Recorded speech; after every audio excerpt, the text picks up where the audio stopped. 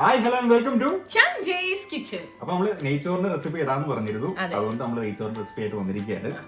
നിങ്ങൾ പ്രത്യേകത ഒന്നുമില്ല, കാരണം ലാസ്റ്റ് ഇട്ട ചിക്കൻ റോസ്റ്റിന്റെ ബാക്കി അങ്ങനെ തന്നെ തുടരുന്നതാണ്. അങ്ങനെ തന്നെ നമ്മൾ ഇട്ടിരിക്കുകയാണ്. അപ്പൊ എന്തായാലും നമ്മൾ ഉണ്ടാക്കിയതാണ്. അപ്പൊ ഇന്ന് ഇട്ടേക്കാന്ന് വിചാരിച്ചു. അപ്പൊ ഇന്ന് നിങ്ങൾ ഈ വീഡിയോ ഒന്ന് കണ്ടു നോക്കൂ, എന്നിട്ട് അതൊന്ന് ട്രൈ ചെയ്തു. അതെ, അപ്പൊ ഇതെന്ന് വെച്ചാൽ ബസ്മതി റൈസ് വെച്ചാണ് കുക്കറിലാണ് ഉണ്ടാക്കുന്നത്. വളരെ സിമ്പിൾ ആയിട്ട് പെട്ടെന്ന് എനിക്ക് ഇഷ്ടമാണ് ഇതിന്റെ ടേസ്റ്റ്. ഞാനിപ്പോ ചന്നോട് ഉണ്ടാക്കി തരാൻ പറയുമ്പോൾ പെട്ടെന്ന് നമുക്ക് റെഡിയാക്കാൻ പറ്റും. അത് നമ്മള് ചോറ് വെക്കാൻ എടുക്കുന്ന സമയം, നമ്മള് സാധാരണ നമ്മുടെ റെഡ് റൈസ് ഉണ്ടല്ലോ, അത് വെക്കാൻ എടുക്കുന്ന സമയത്തിനേക്കാളും ഭയങ്കര സിമ്പിൾ ആയിട്ട് തീരുന്ന ഒരു റെസിപ്പിയാണിത്. പിന്നെ ഇത് മാത്രം കഴിക്കാനും കഴിക്കാം. അതാണ് ഞാൻ തൈര് കൂട്ടി ഇടയ്ക്ക് കഴിക്കാം. ചോറ് തൈരോട് കൂട്ടി കഴിക്കാം, അച്ചാറ് കൂട്ടി കഴിക്കാം. ഇങ്ങനെയാണ് ഇഷ്ടം.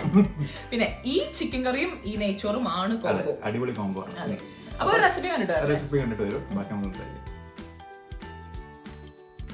അപ്പൊ നമുക്ക് നമ്മുടെ തട്ടിക്കൂട്ട് ഗീ റൈസ് ഉണ്ടാക്കാൻ സ്റ്റാർട്ട് ചെയ്യാം. അതിന് വേണ്ടിയിട്ട് ഒരു കുക്കർ എടുത്ത് വെച്ചിട്ടുണ്ട്. അതിലേക്ക് ഞാനിവിടെ 2 ടേബിൾ സ്പൂൺ നെയ്യ് ഒഴിച്ചു കൊടുക്കുന്നുണ്ട്. 2 ടേബിൾ സ്പൂണിനേക്കാളും കുറച്ച് കൂടുതലുണ്ട് കേട്ടത്. അങ്ങനെ കട്ടി നെയ്യായ കാരണം ഞാൻ അറിഞ്ഞില്ല.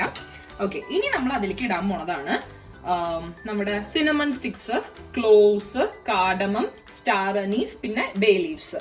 ഇതൊക്കെയാണ് ഇടുന്നത്. സിനമൺ സ്റ്റിക്ക് ഒരു വലിയ സിനമൺ സ്റ്റിക്ക് അത്രേ ഉണ്ടാവുള്ളൂ. പിന്നെ 4 ക്ലോവ്സ്, 4 കാഡമം, 1 സ്റ്റാർ അനീസ്, പിന്നെ ഒരു 2 വലിയ ബേ ലീഫ് വേണ്ടത്. ഇവിടെ എന്തെങ്കിലും വലുതില്ലാത്ത കാരണം ഞാൻ ചെറുതെടുത്തിരിക്കുക. അത് 4 എടുത്തിട്ടുണ്ട്. അത് നമ്മുടെ നെയ്യിലേക്ക് ഇട്ട് കൊടുക്കാം. എന്നിട്ടിപ്പോ നല്ലോണം ഒന്ന് ചൂടായി വന്നിട്ടുണ്ട്. ചൂടാകുമ്പോൾ ശരിക്കും നല്ലൊരു ബിരിയാണിയുടെ മണം വരും കേട്ടോ.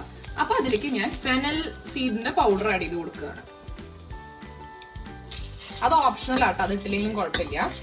നമ്മളിത് തട്ടിക്കൂട്ടാന്ന് പറഞ്ഞല്ലോ. അപ്പൊ ഇത് കുക്കറിലാണ് നമ്മൾ ഫുള്ള് ചെയ്യുന്നത്.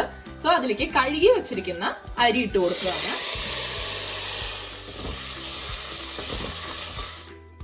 ഞാനിവിടെ 1 ഗ്ലാസ് അരിയാണ് എടുത്തിരിക്കുന്നത്, 250 ml ഒരു ഗ്ലാസ് അരി. അപ്പൊ അതിലേക്ക് 2 ഗ്ലാസ് വെള്ളം ഒഴിച്ചു കൊടുക്കാം.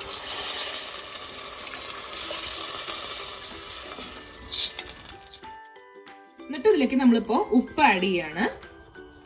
ഒരു ആവശ്യത്തിന് നമ്മുടെ അളവനുസരിച്ച് ഉപ്പിട്ട് കൊടുക്കാം. നമുക്ക് കുറച്ച് കാഷ്യൂനട്ട്സും റൈസിൻസും വറുത്ത് വെക്കാം. അതിലേക്ക് കുറച്ച് നമ്മുടെ റൈസിൻസും കൂടി ഇട്ട് വറുത്തെടുക്കാം.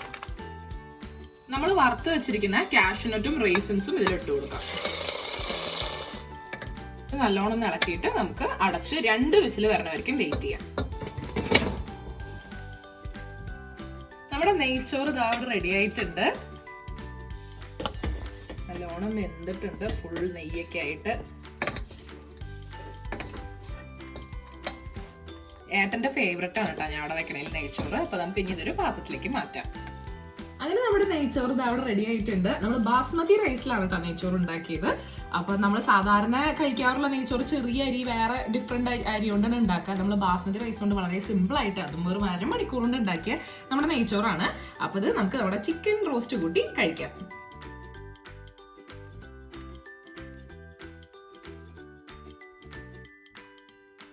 അപ്പൊ റെസിപ്പി കണ്ടിട്ട് വന്നില്ലേ? ഭയങ്കര സിമ്പിൾ ആണ്. നേരത്തെ പറഞ്ഞ പോലെ തന്നെ ഏട്ടൻ കഴിച്ചുകൊണ്ടിരിക്കുന്നു. അപ്പൊ എല്ലാവർക്കും ഇഷ്ടപ്പെട്ടെന്ന് വിചാരിക്കുന്നു. പിന്നെ ഈ റെസിപ്പിയുടെ കൂടെ തന്നെ ചിക്കൻ കറിയുടെ റെസിപ്പി ഇതാ മേലെ വരും. അപ്പൊ അതും കൂടി ഒന്ന് കണ്ടു മനസ്സും നിറയും.